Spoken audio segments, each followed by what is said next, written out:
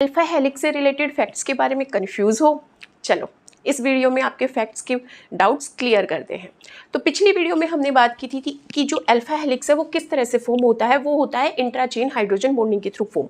जैसे ये हेलिक्स है, इसमें ये जो अमाइनो एसिड है इसका कार्बोनिल ग्रुप, और ये जो अमाइनो एसिड है नेक्स्ट टर्न में उसका NH ग्रुप, वो क्या करते हैं, इंट्राचेन हाइड्रोजन बॉन्डिंग बनाते हैं। इंट्रा मतलब विद इन द चेन, तो एक सिंगल चेन होती है, ये सिंगल चेन है, और इस सिंगल चेन की ये क्या है, हमारी एक्सिस है।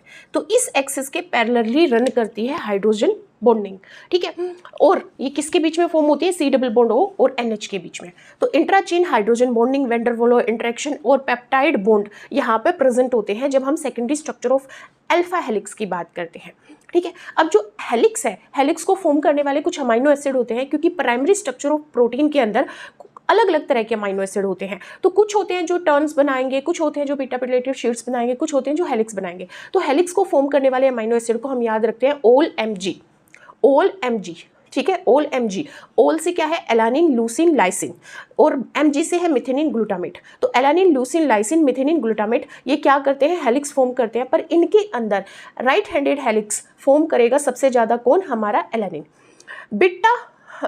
अल्फा ब्रेकर, मतलब अल्फा हेलिक्स को ब्रेक करने वाले दो ही अमाइनो एसिड होते हैं, प्रोलिन और ग्लाइसिन, ठीक है। प्रोलिन और ग्लाइसिन दोनों क्या करते हैं, हमारी अल्फा हेलिक्स को तोड़ देते हैं। प्रोलिन के अंदर अमाइनो ग्रुप प्रेजेंट होता है और ग्लाइसिन के अंदर हमारी हाइड्रोजन एटम R की जगह पे प्रेजेंट होती है।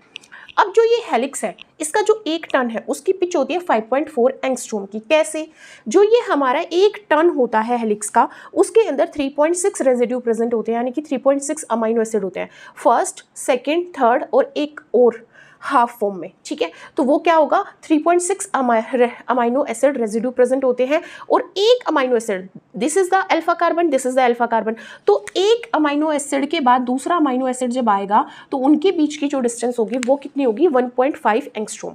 मतलब एक अमाइनो एसिड से दूसरे अमाइनो एसिड के बीच में जो राइज होगा वो 1.5 एंगस्ट्रोम होगा। दोनों को मल्टीप्लाई करो तो 5.4 एंगस्ट्रोम आता है। मतलब इसकी जो पिच है एक टन की वो 5.4 एंगस्ट्रोम होती है। और इस हेलिक्स के अंदर देखो, R ग्रुप हमेशा क्या मिलेगा आपको, बाहर की तरफ आउटवर्डली क्या हो रखा होगा, यहाँ पे प्रोजेक्ट हो रखा होगा, ठीक है। यहाँ पे भी ये H इधर आएगा और R इधर आएगा। तो ये आउटवर्डली क्या होता है, प्रोजेक्टेड होता है, क्या, हमारा R ग्रुप। और इनके बीच में क्या होती है, इंट्राचेन हाइड्रोजन बॉन्डिंग होती है।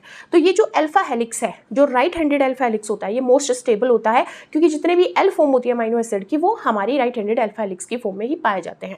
और जो ये secondary structure of alpha helix है, ये किसने दिया था, पोलिंग एंड कोरे ने दिया था। पोलिंग एंड कोरे ने दिया था 1951 में। तो आई थिंक आपके सारे डाउट्स हमारे अल्फा हेलिक्स से रिलेटेड क्लियर हो